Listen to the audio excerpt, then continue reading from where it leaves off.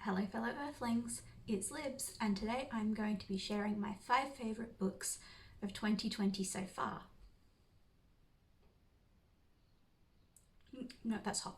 That is very hot tea. It has been quite a slow reading year for me, but I have found a few books that I've really enjoyed and that I want to share with you. So book number 5 is Paris Savages by Katherine Johnson. This book explores human zoos from the perspective of a young German woman who is travelling with her father and 3 Indigenous Australians from Fraser Island.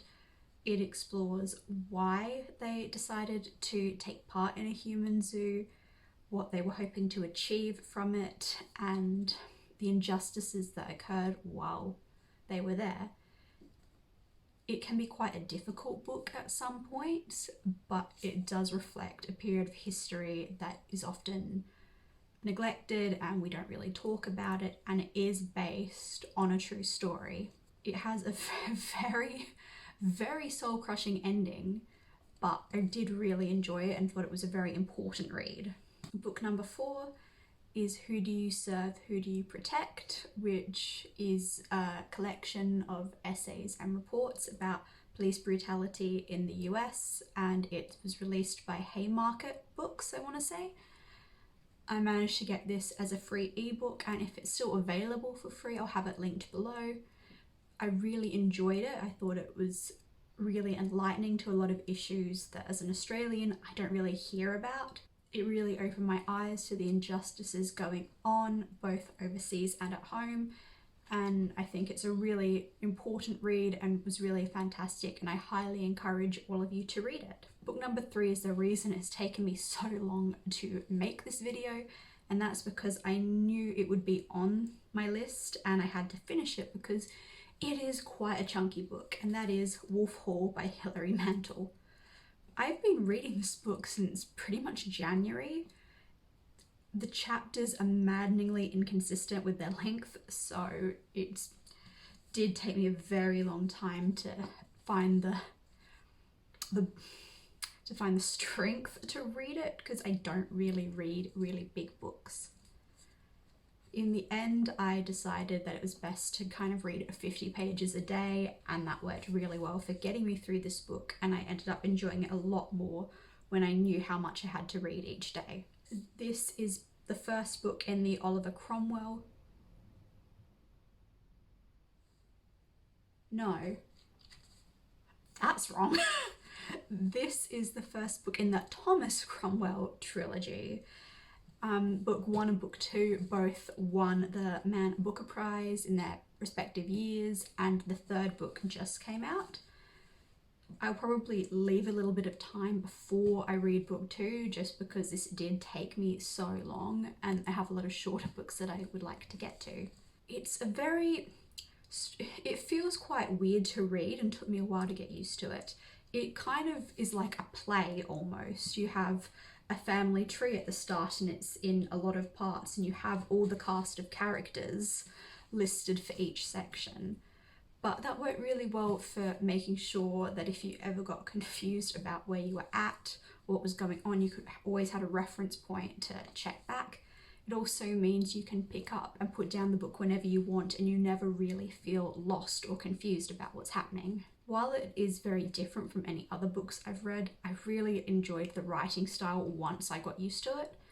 I think it's a kind of book that I would definitely recommend, but if you're not really a fan of historical fiction, then you probably won't enjoy this because it is just very much history and less action. Book number 2 is The Baron the Nightingale by Catherine Arden. I don't really read a lot of fantasy, but this book has made me want to read a lot more. This is it feels more historical than fantasy. It's set in Russia in what I want to say is the 1600s, but I could be way off with that one. It took me a little bit of time to get into this, but once I was in, I just devoured this book. I think it took me, after the first third, I was really invested, and I've already bought the 2nd book in the series, which I'm really excited to get to. It's about a young woman who sees demons, or the old gods of Russia, and the fact that no one else really believes her or can see them, or only one person can see them, and she's not the greatest.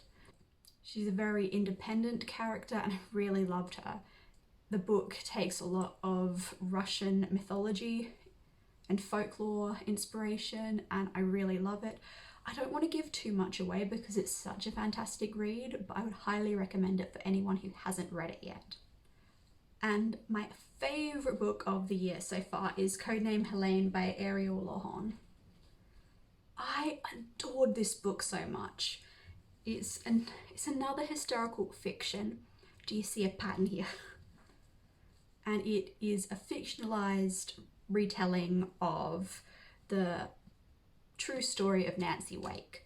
Nancy Wake is one of my favorite people just of all time.